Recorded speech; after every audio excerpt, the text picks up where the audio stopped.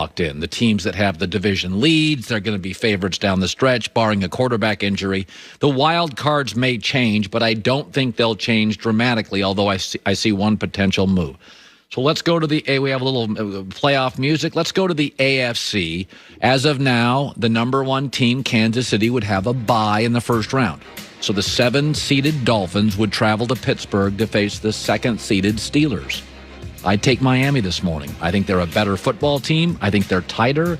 They're not turning it over. They can run it and throw it, and their receivers can catch the ball. I'm going to take Miami for the upset at Pittsburgh. I would take the Bills to beat the Colts. It'll be snowy, windy, and cold. And I just think they have more playmakers offensively and an athletic quarterback in Josh Allen against the league's least athletic quarterback. Titans, Browns, I'm going to take Cleveland again. I said it a couple of weeks ago, and I'll say it again. I think it is a great matchup for the Browns. They don't have a pass rush. That means Baker Mayfield is comfortable. That means Baker Mayfield can play with a lead. Kevin Stefanski and the staff keep it, the bumper car rule, keep it in the middle here. The bowling alley when you're a little kid, keep it in the middle. You don't have to go outside and make plays that don't exist. I think Cleveland beats the Titans. I think it's one of the Titans' worst matchups in the AFC is Cleveland. Next round, Kansas City rested, now host the Dolphins. Miami's still a year away. It's baby steps. This is a Kansas City win, and convincingly. Browns, Bills, this is not a great matchup for Cleveland. They're going to have to get into a shootout because their back seven in Cleveland is not good, and Buffalo's got all sorts of weapons and the strongest arm quarterback in the league. Don't like this matchup for Cleveland. I like Buffalo convincingly. Cleveland should pray for bad weather, so both offenses struggle, but I take the Bills. Then we go into the AFC Championship game. Chiefs, the 1 seed, Bills, the 3 seed.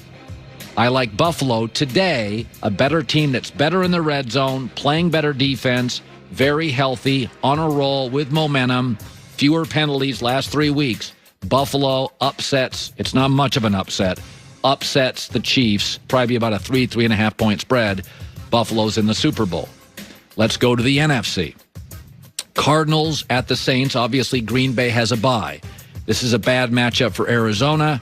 Saints win the game convincingly. Rams also at home, already beaten the Buccaneers once. I think their defensive line pressures Tom Brady. Goff is more comfortable. Rams beat the Buccaneers convincingly. Seahawks at Washington, second time they've met in a month. I'll take Seattle as long as their running backs are healthy. Second round in the NFC looks like this. Green Bay now off a bye and rested and healthy against the Seahawks. I like Seattle. If Chris Carson, Penny, Homer, and DJ Dallas and are healthy, I think they're a bad matchup for Green Bay. This is not a team. Also, Devontae Adams, DK Metcalf.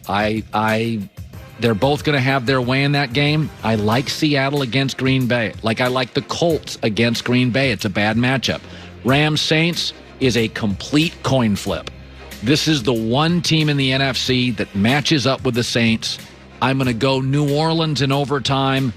Check back with me in 3 weeks on the health of both teams. Then we get to the NFC Championship, Seattle at the Saints. I'm going to take, again, this is really close. I'm going to take the Saints now that Drew Brees is probably not going to play like a Clayton Kershaw, a LeBron, or a Drew Brees last year, or a Peyton Manning in Denver. He comes in fresh and rested. The rest of the league has to go way back to look at Saints film because they've been running Taysom Hill's offense for the previous 5-6 weeks. I'll take the Saints close in this game. My Super Bowl, Bills and Saints, and I'm not predicting that until I see it. So, by the way, I'd been on Kansas City and Seattle in my 2 previous predictions. This morning, I'm Bills and Saints. I had Saints-Ravens at the beginning of the year. All right. Obviously, Ravens not looking so hot. But that's the one team I think is going to get in. Just keep your eye on the Ravens. Streaming service coming now next year called Discovery Plus, U.S. only. They've got your favorite brands like the Food Network and HGTV and exclusive originals. NFL Meat Sandwich, Greg Cosell, next.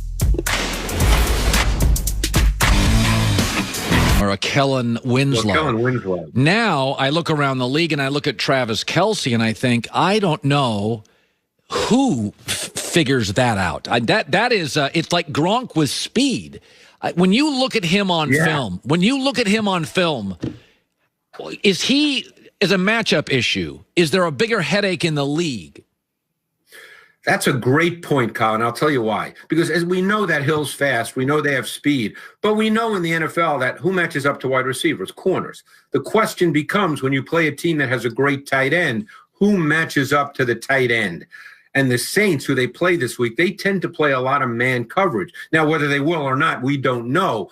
But if they play man, then who are you thinking is going to match up?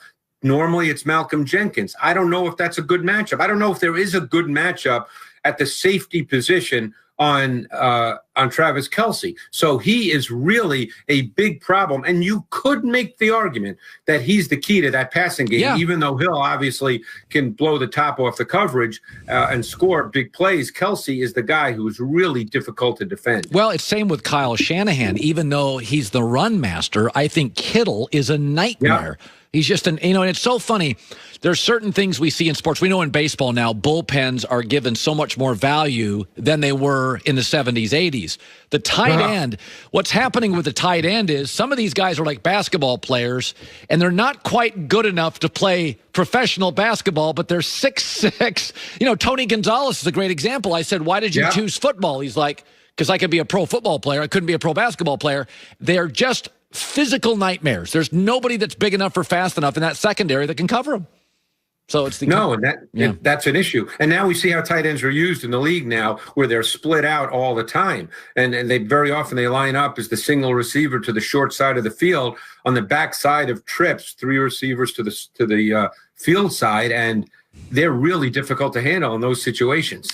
All right, let's talk Aaron Rodgers. I would give him the MVP today. He is on fire. He is playing with a lot of leads. I do think Green Bay is built to play with a lead, not trailing. I would agree. Yeah, so there's a certain, but the good news is they generally do lead. I think Jared Goff. Well, he's responsible for a lot of those leads, Colin. So he's your play of the week. Let's talk Aaron. Yeah, well, Rodgers, to me, the thing that stands out to me watching him on tape this year is he's playing so much more within the structure and design of the offense. You just don't see as many plays where he runs around. And whatever the reason for that, it doesn't matter. The fact is that offense has a real timing and rhythm to it now, and he's playing really beautiful football. And I want to go to the touchdown he threw last week that ended the first possession. So let's take a look at it to Davante Adams, because this play to me is so typical of Aaron Rodgers. It seems so simple, but it's just so good by Rodgers. And again, it was a shorter throw and a long run, but what you have here is a 2-by-2 set. And Davante Adams is a number 1 receiver to the boundary side of the formation. And what you're going to get here with the Lions is they played cover 1. It's a man coverage concept, and they match up across the board. Now, obviously, the matchup that we do want to look at is Adams versus Aruye, the corner. And he's in press man coverage. And this is so easy for Aaron Rodgers. And we've seen this so many times. Why is this easy? Because what does he see right now? He sees the back of the corner. He knows that the corner cannot see the thrown ball. So he's going to throw it. And Adams knows this too, by the way. So Adams knows to slow down to make the catch. And it just looks so easy. But those kinds of things are not quite as easy as they look. And that leads to the run after catch and the touchdown. By the way, I'm going to give you an assignment in the offseason. Because I believe the first quarterback ever to throw a back shoulder fade like that was Rodgers about 10 years ago. That I started noticing. That is actually not true. It happened a long time ago, and I can't remember the name of the player, but it was not in the NFL, and I will find that out for you. And that's what you call a student right there. He was always my